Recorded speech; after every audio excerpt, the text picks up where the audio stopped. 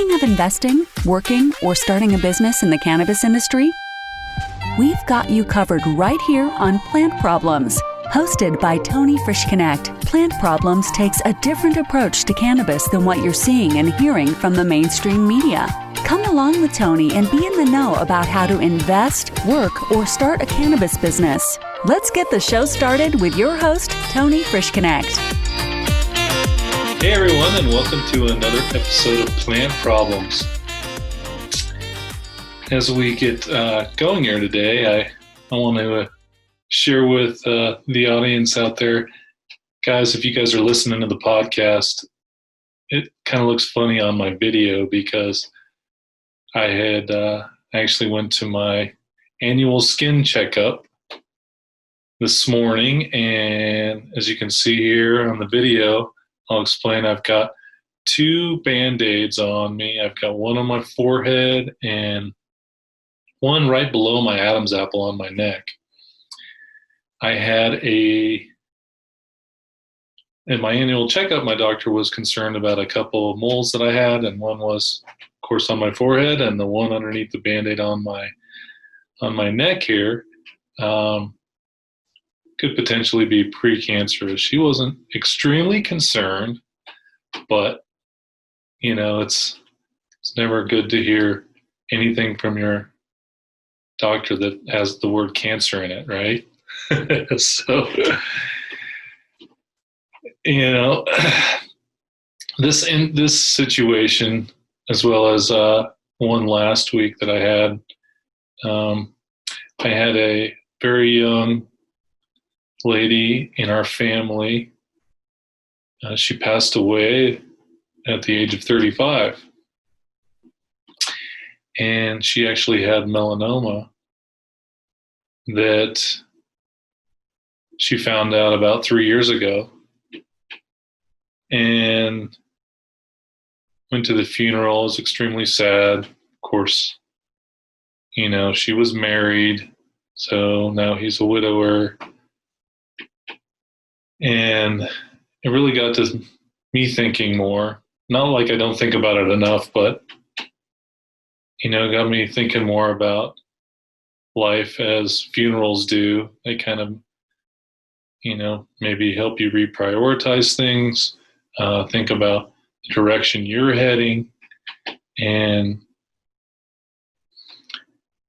you know, I really think it's important to, you know, think about success, of course, but what defines your success?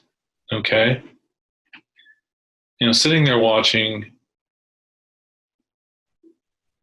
you know, the priest, who was a Catholic service, so the priests and how people are dealing with grief, and that started bringing up all these thoughts, you know, and the thought of success it's on my mind all the time. And those of you who are listening on the show, I'm sure you guys are in the same boat, or it comes up in conversations with your significant other, friends, family. So I believe it's something that we're all thinking about all the time. So I thought we should talk about the 3 things that define success. You guys may argue on what that might be, but these are the ones that I think are extremely valuable. So, number 1, purpose.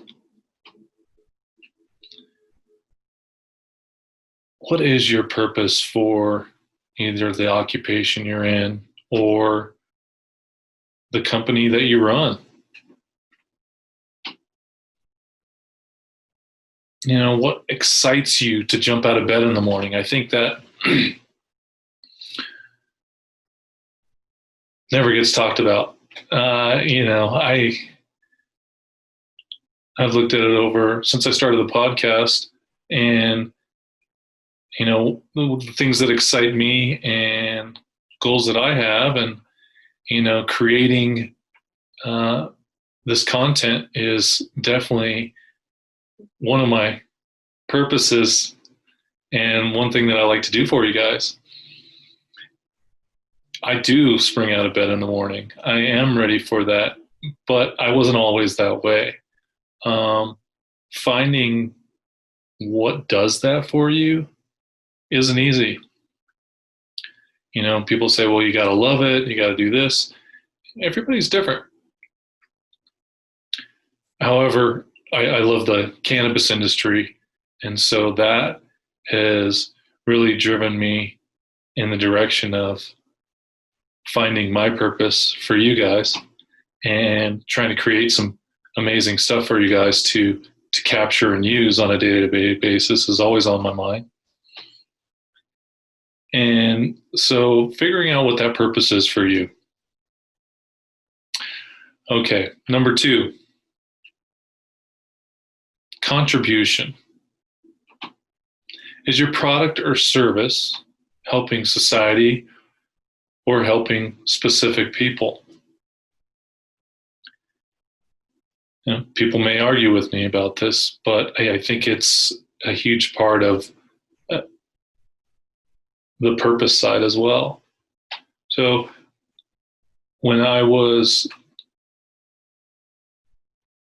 had started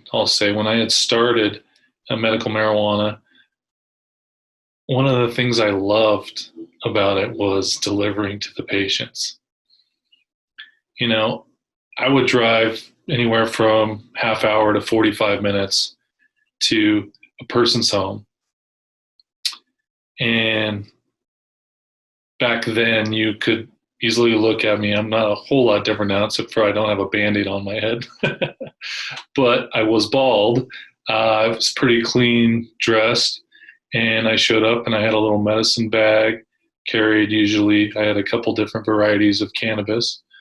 I had my little scale for weighing out the medicine, as well as, a couple different ideas of the products that I had coming up. When I mean products, different flower that I had. And I would show up, and it was incredible because I would walk up to the front door and ring the doorbell, and they were there, like they would just pop right up and they were happy to see me. And, back then people knew far less about cannabis, especially people that didn't use it.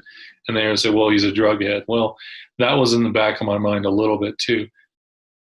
But these people would invite me into their home, sit me down at their table, talk to me. And I was not only somebody that was bringing in medicine, but I was also someone that they were able to talk to. How they're feeling, how's their day going. And at that point, there was very few people that even them as a patient could trust to go out and really ask them. Like, this has helped me in so many ways. Even sharing that was a little bit too much. So these people would open up their lives to me, share a lot of information about themselves, and really teach me about who they were. And I also got to become friends with a lot of them as well. And so that contribution that I was giving, was really the driver for me to push to get into full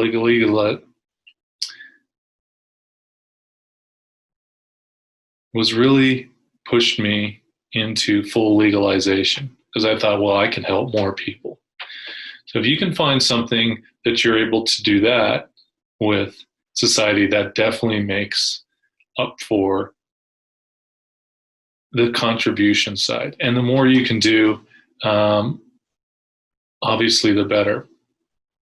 The bigger you grow as a company, if you're able to give, the bigger you grow personally and financially, able to give, not because there's a bragging right involved, because there are a lot of people that do, but to do it to help others. Okay. Number 3, happiness. There's so many different directions this could go. However, I'm going to limit this to 2. 2 types of happiness, I believe. There's a simplistic and there's an exotic. Okay. Simplistic. And we'll be talking on the financial side. Simplistic. You don't have to worry about paying your rent or your mortgage. You don't have to worry about food, and you can pay all your bills on time. And maybe save, a few $100s here or there per month. Exotic. Flying to different places for large vacations, driving the nicest car, owning the biggest house. I've seen both sides of this. Growing up in my early 20s, I was around some very successful real estate agents and brokers. These guys had what I thought was the American dream at the time. They had a house on the lake that was 5,000 to 10,000 square feet. Everything was nice and polished and brand new looking, and they had all the toys from boats to motorcycles to fast cars and so on. I spent hundreds of hours around these guys, and I would say not 90% of them, but 100% at the end of the day, their lives had changed. Most of them that was their peak, and then they went down a little bit, and then they kind of leveled out. And talking with them during those times, they were never super happy. Okay. So my balance is what I saw, and we're talking about half a dozen people. Like I said, they all had nice stuff and they had nice things, but they weren't extremely happy. And I've recently, over the last 4 or 5 years, I've really had this mindset of keeping my life simple. Now, keeping my life simple can go in so many directions. One was staying out of debt was my big one. I got out of debt back when I was 36 years old. I paid all my debt off. I was in a huge gain at that point, but I did get to zero. Now, getting to zero is something that it's hard to explain. But once you have the feeling that money doesn't control you, it's a life changer. However, for me, getting to the exotic side of this, it's possible. It takes time to build, okay? And really, does that make you happy? So those are the two things you have to decide. You can get to the exotic side if you want, but if you plan to do it quick and fast, the likelihood of you hanging on to all the assets that you acquire is not a reality most of the time, because most of the time you're living out of your means to get to that point, and it makes it much more challenging when turns in the market, let's say real estate, let's say stock market, let's say, there's stuff that has happened in cannabis that could have taken a turn for the worst. But you have a lot less, your availability to make changes quicker and faster are a lot tougher if you don't have a significant cushion. So for me, happiness, where I am right now, is not making, 500, 200, $1 million a year. However, there are some of you out there that's what you're striving for, and I get it and I understand. But sometimes when you get there, you don't know that how the feeling is supposed to be, and it's great for a little bit, but that may not be your true happiness. So when you're defining your success, keep these things in mind, because I want to save you some time as entrepreneurs and reaching for success, truly think about what makes you happy. Because I can guarantee if you build this image of what truly is going to make you happy at the end of the day, when you achieve it, it's not going to be so shocking because you have something built into your mind that is much, much larger than what you could imagine. I've talked to several entrepreneurs recently, and they see the value in being happy in their lives, whether they're making 50 grand, 100 grand, like I said, 250, $500,000, whatever it is, the amount of happiness doesn't keep gaining. I've talked to friends that between $50,000 and $100,000, it's not a huge difference.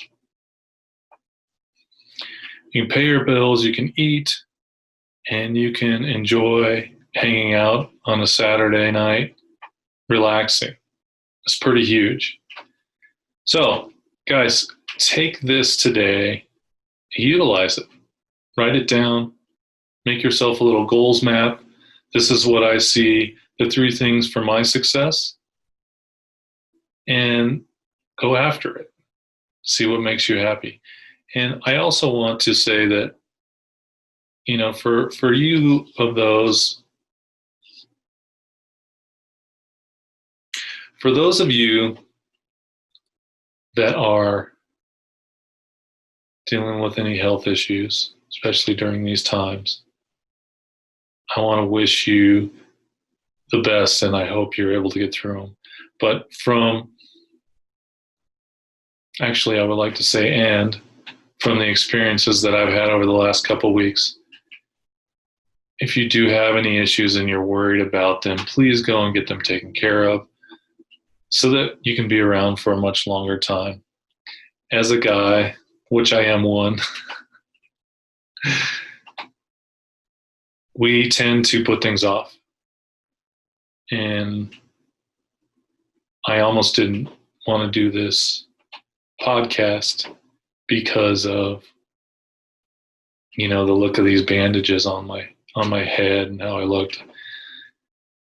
It got inside me. But what really pushed out is,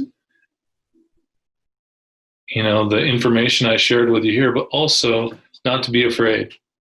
We all go through things, and we all need somebody backing us up. And if it's a medical doctor or somebody that's taking care of your health, please go visit them and take care of that today. Okay, guys? Take care of yourself. Your business will be there. If you have to take a day off to take care of a small procedure or get a checkup. So, guys, thank you so much for listening in to Plant Problems today. You can always reach out to me through email or go to plantproblem.com. Find any episode there, any information that you need about me. I'm also active on LinkedIn and Facebook, so join me there.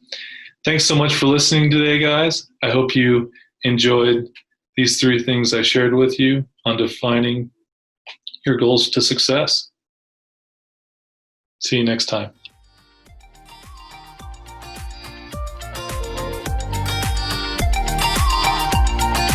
You've just listened to another insightful episode of Plant Problems. If you like what you heard so far, don't forget to tell your friends and colleagues.